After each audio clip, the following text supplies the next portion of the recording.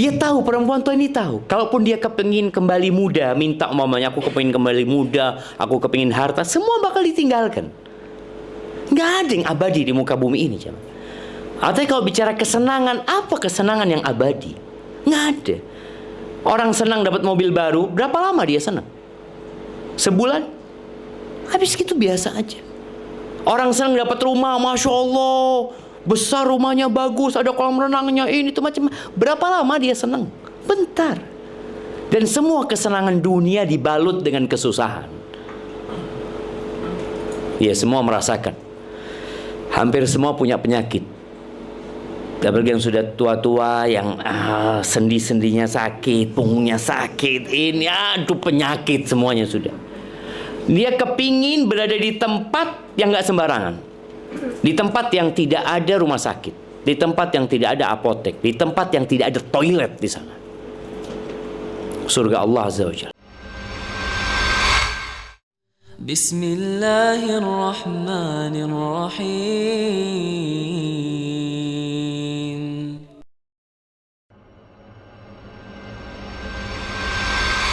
Ahibati fillah, pernah suatu hari Ana ingin membuat kita punya gambaran bahwa dunia ini butuh perjuangan. Perjuangan itu membutuhkan pengorbanan. Dan kebanyakan pengorbanan wanita ini pengorbanan perasaan sebenarnya. Perasaan. Dia mendapati suami lebih mengutamakan orang tuanya. Dia mendapati suami lebih baik sama saudara-saudaranya. Adalah. Padahal dia nggak dizolimin sebenarnya. Tapi itu jadi ujian perasaan buat dia. Abu Musa al-Ash'ari radhiyallahu ta'ala anhu, sebagaimana diriwayatkan oleh Imam al-Hakim, ya, pernah suatu hari Nabi SAW itu berkunjung ke satu daerah, singgah di rumahnya orang Badui. Di rumah orang Badui itu dimuliakan ya sebagai seorang tamu, dijamu ini dan itu. Dan subhanallah, Rasulullah SAW itu adalah orang yang kalau ada orang berbuat baik, beliau berusaha untuk membalas kebaikannya. Kan memang seperti itu syariatnya. Man sana'a ilaikum ma'rufan, barang siapa yang berbuat baik di antara kalian, maka balaslah kebaikan dia. Kalau nggak bisa balas, maka ucapkan jazakumullah khairan. Ketika Nabi SAW sudah selesai dijamu, Nabi mengatakan kepada Badui ini, "Idza ataitil Madinah fa'tini." Kalau engkau singgah ke kota Madinah, engkau jumpain aku ya. Nabi ingin membalas kebaikan dia. Akhirnya suatu hari datang orang Badui ke kota Madinah. Dia singgah di tempat Rasul sallallahu alaihi wasallam. Ketika sampai rumah Nabi SAW, dijamu sama Nabi SAW, lalu Nabi mengatakan kepada Badui ini, "Salni, engkau mau minta apa sama aku?" Hanya kalau kemarin kan ya Nabi nggak bisa ngasih gitu kan, di kampungnya dia. Sekarang engkau mau minta apa sama aku? Apa kata Badui ini? Dia mengatakan, "Naqah arkabuha wa a'nuzun yahlibuha ahli." Kata dia, aku minta seekor onta betina yang sebagai tunggangan. Tidak semua onta bisa ditunggangi. Onta yang bisa ditunggangi itu onta yang mahal. Bahkan dalam 100 ekor onta belum tentu ada satu yang bisa jadi tunggangan yang bagus. Artinya mahal yang dia minta. Dan dia minta beberapa ekor kambing yang susunya bisa diperes untuk keluargaku. Menurut bapak-bapak, ibu-ibu, permintaan orang ini besar apa kecil? Besar sekali dia minta itu. Lalu Nabi SAW menghadap kepada para sahabatnya. Beliau mengatakan, "Ayajizu ahadukum an yakuna mithla ajuzi bani Israel." Apa nggak bisa kalian ini menjadi seperti wanita tua dari kalangan Bani Israel? Ada cerita wanita yang sudah tua renta. Para sahabat nggak tahu. Wa ma ajuzu Bani Israel ya Rasulullah. Apa cerita wanita tua itu, kata dia. Nabi bercerita alaihissalatu wassalam, ketika Nabi Musa alaihissalam hendak meninggalkan Mesir, hijrah ya, bersama Bani Israel, berangkat di malam hari, kesasar jemaah, salah jalan. Maka Nabi Musa bertanya kepada kaumnya, kenapa kita kok bisa salah jalan? Ada jalannya sudah biasa dilewatin, tahu-tahu jalan itu hilang. Lalu kata sesepuh Bani Israel mengatakan, Inna Yusuf alaihissalam, sesungguhnya Nabi Yusuf, kita tahu Bani Israel itu kok bisa ada di Mesir karena dipanggil sama Nabi Yusuf. Yang awalnya mereka ada di Palestina, dipanggillah ke Mesir sama Nabi Yusuf. Bapaknya Nabi Yakub, walaupun nanti Nabi Yakub balik ya, tapi saudara-saudara Nabi Yusuf balik ke Mesir. Disitulah kenapa anak turunan Bani Israel banyak di Mesir. Nabi Yusuf yang bawa mereka. Maka sesepuh ini mengatakan, kita dapat cerita dulu bahwa Nabi Yusuf pernah berwasiat, kalian jangan tinggalkan Mesir kecuali bawa jasadku. Apa kata Nabi Musa? Waman yadri qabra Yusuf, siapa yang tahu sama kuburannya Nabi Yusuf? Ini cerita lama sudah. Siapa yang tahu dengan kuburannya Nabi Yusuf? Kata sesepuh itu nggak ada, kecuali satu perempuan tua. Hanya dia yang tahu dan dia nggak mau ngasih tahu orang lain. Akhirnya Nabi Musa alaihissalam ngirim orang untuk memanggil wanita tua itu.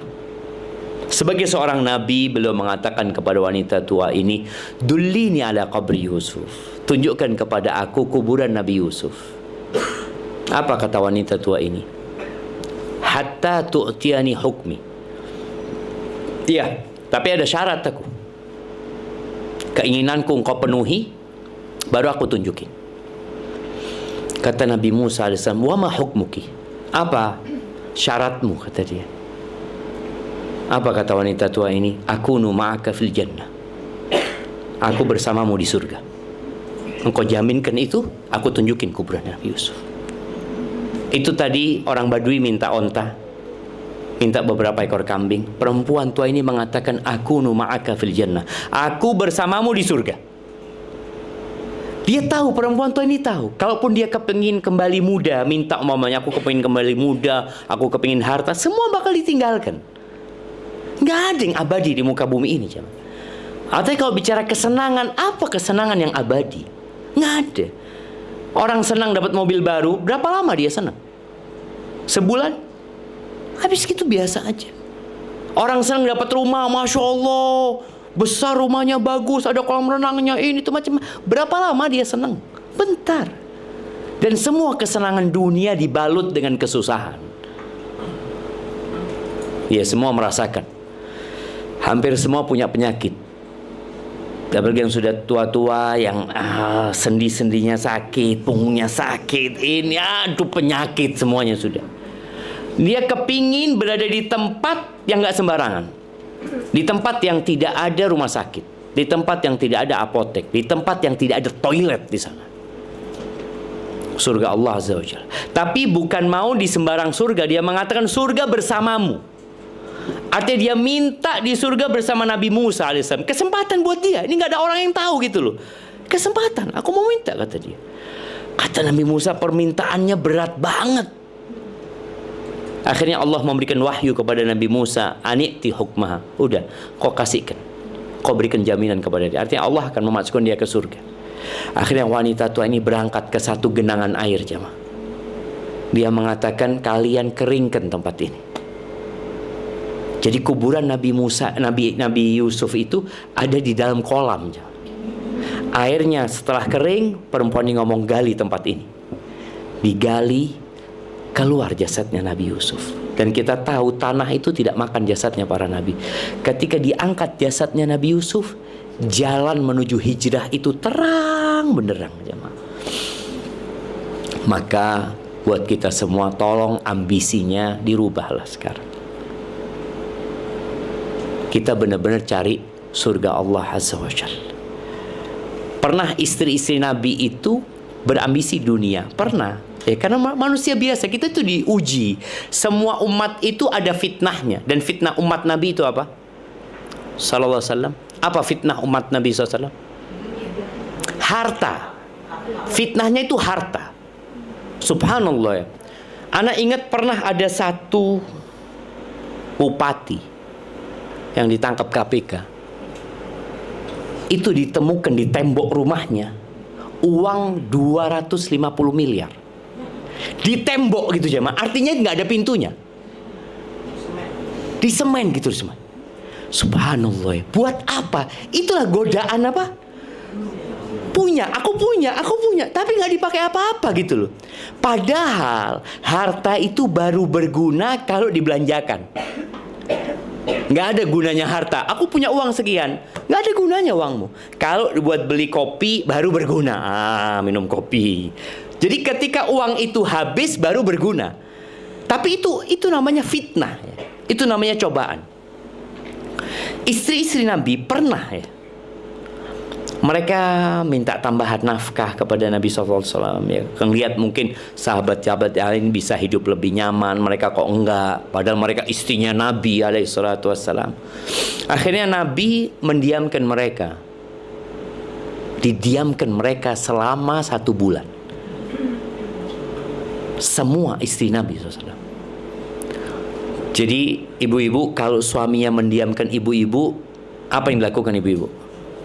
Diamkan juga. Diamkan juga. Emangnya aku butuh sama dia.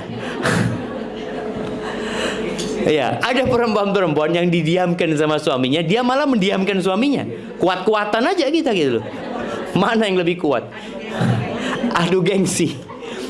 Subhanallah, Nabi SAW mendiamkan istrinya 1 bulan. Beliau nggak tidur di rumah. Beliau tidur di kebun. Di kebun itu ada satu rumah kecil, beliau tidur di sana. Itu tahun ke-9 Hijriah. Bayangin ya, istri-istri Nabi ini mendampingi Nabi sudah hampir 8 tahun, hampir 9 tahun. Tapi namanya perempuan, ya kecintaan kepada dunia ya tetap gitu loh. Tinggal bagaimana kita mengontrol kecintaan itu. Setelah 1 bulan, berita di kota Madinah tersebar bahwa Nabi Muhammad SAW menceraikan istri-istrinya. Ya gimana sebulan gak pulang ke rumah istri? Sampai Umar datang kepada Nabi SAW. Ya Rasulullah, apakah engkau menceraikan istri-istrimu? Kata Nabi, la. Kata dia. Umar mengatakan Allahu Akbar, kata dia. Ternyata berita itu gak benar gitu loh. Berita itu hoak ya. Akhirnya Nabi SAW dapat wahyu untuk memberikan pilihan kepada istri-istri. Mau bersamaku, ya ikut aturanku. Kalau engkau cari dunia, ya udah, tafadhol, aku akan ceraikan kalian. Turun firman Allah di surat Al-Ahzab, nanti dibaca ibu. Di surat Al-Ahzab ayat 28-29. Ini supaya bicara tadi, kita mau masuk surga, kita mau berada di pintu surga, tapi jalan kita kadang-kala kan neraka. Allah mengatakan kepada Nabi SAW, ya ayyuhan nabi, perintah dari Allah, wahai nabi, qul li azwajika, katakan kepada istri-istrimu, sampaikan ini kepada istri-istri. Bayangkan, perintah dari Allah langsung kepada Nabi SAW untuk menyampaikan kepada istri-istrinya. Apa perintahnya? Katakan kepada mereka, in kuntunna turidnal hayatad dunya wa zinataha. Kalau ambisi kalian adalah kehidupan dunia, kemewahan dunia, kenikmatan dunia, fata'alaina, kemari kalian semua. Umatti'kun, aku kasih harta. Mau dikasih pesangon sama Nabi SAW. Mut'ah namanya. Wa usarrihkunna sarahan jamila. Dan aku akan ceraikan kalian semuanya dengan perceraian yang baik-baik. Sudah bisa baik-baik kita. Tapi kalau bareng nggak mungkin, karena beda tujuan. Wa in kuntunna turidnallaha wa rasulahu wad daral akhirah. Tapi kalau keinginan kalian masuk surga, kalian menginginkan Allah, bagaimana Allah ridha, maka di sini hiduplah mencari keridhaan Allah. Kalau yang kalian inginkan adalah keridhaan Allah, kalian yang inginkan adalah keridhaan Rasul SAW dan kehidupan akhirat, ya kita lanjutkan. Fa innallaha a'adda lil muhsinati minkunna ajran 'azima. Sesungguhnya Allah menyediakan buat orang-orang yang berbuat baik di antara kalian pahala yang besar sekali. Maka bicara ketaatan kepada suami lagi, bicara bagaimana bisa masuk surga dari pintu mana saja, itu kembali kepada ambisi kita sebenarnya. Perbanyak sedekah. Karena Nabi SAW memerintahkan kepada para wanita itu tasaddaqna, kalian bersedekah. Sedekah ini salah satu sarana menyelamatkan kita dari api neraka. Banyak wanita sedekah tapi pakai fulusnya suami. Engkau sedekah dengan fulusmu. Bagaimana wanita-wanita itu membuka antingnya dilemparkan ke Bilal, dibuka gelangnya dilemparkan ke Bilal, kalungnya dia buka dia lemparkan ke Bilal. Ini salah satu cara memperbaiki tabiat kita agar kita tidak diperbudak sama dunia. Aku dapat duit, aku bagikan. Itu mungkin yang perlu dilakukan.